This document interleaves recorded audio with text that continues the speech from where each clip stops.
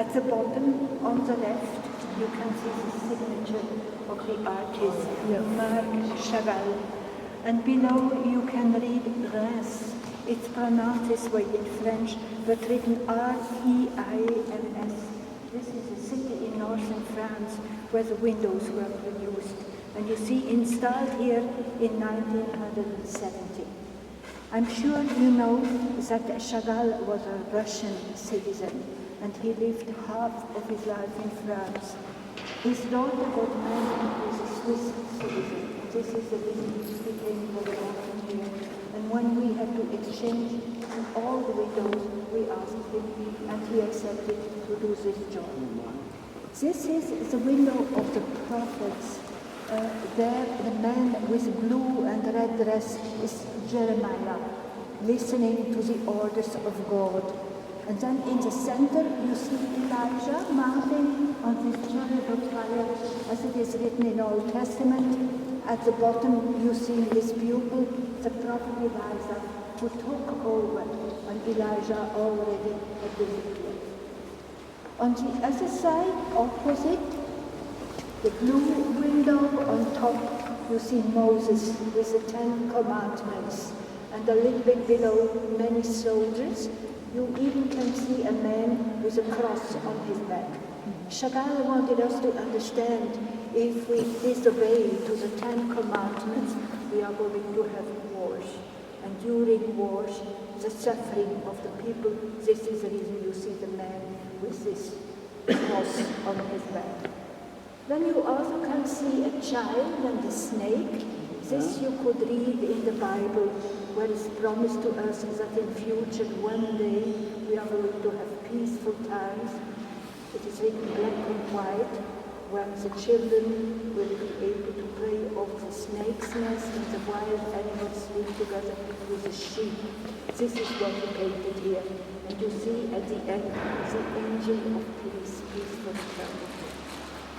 Here, the blue window on the left, this is a Jacob window. You see Jacob at the bottom, dreaming, and the dream he had of the ladder. In between the ladder and Jacob, you see the struggle he had with the angel. And this is the angel who gave him the name Israel. And you know, he had 12 sons. These are the 12 tribes for Jewish people. Very important. The yellow window is the window of David. You see David at the bottom on the right as a king with a crown on his head. But you also can see him a singer of psalms. He plays this very old instrument, the lyra. And behind him his wife, Bathsheba. When you see her face, if you look a little bit to the left, you can see her hand. And in her hand, she holds a chandelier, like you always can see them in the synagogues. Jewish people call these chandeliers menorah. You know, because Bathsheba, the wife of David, was the mother of Solomon, building the beautiful big temple in Jerusalem. And this is as a symbol for it. Now here at the bottom, the green window, I start on the right. You see Joseph. The orange part is the root of Jesse, where it's growing out a family tree. In the tree, Mary with her son. At her feet, the Lamb of God, taking away the sins from the world. Left Elizabeth. And if you come back to the right up, you will meet that donkey Jesus arrived with a Palm Sunday to Jerusalem, and left you can see the people who welcomed him. And then you can see Jesus crucified. But if you look, you can see the cross. You know, Chagall said the following: the window is green, this is the color of hope. And here in Zurich, Jesus is not crucified, he is already resurrected. It means he is not dead, he is alive. And you know, this is a message the believers can take along, can take home. Jesus is alive. He's in our society among us. The church is very old, like all the churches here in the old center, from 9th century. And it's open. If you like to see the construction of that time, you have to go down. You know, in our country, it's so old, the new is always a little bit higher. This you see here is 13th century. If you look at that, is a little bit better. In that time when they built the church, they had financial difficulties. They always had to wait a certain time until they had enough money to go on. And in the meantime, the style had changed.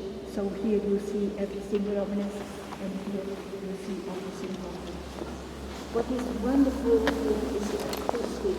And you will see the organ, 6,000 types, and here we have another organ. And they made an invention that the player can play on both organs together. Here you are surrounded by music. I can tell you, this is wonderful.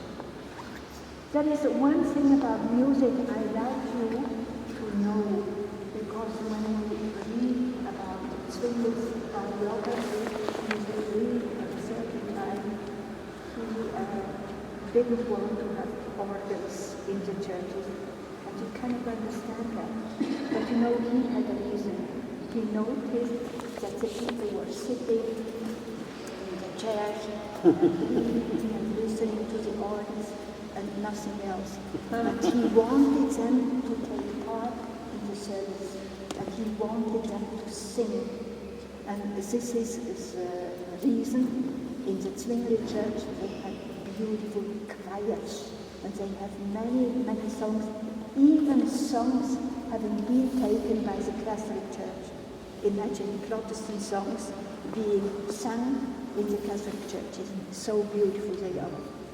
And it worked, you know, the people really sang. And at that time, the whole family came together on a Sunday in the church.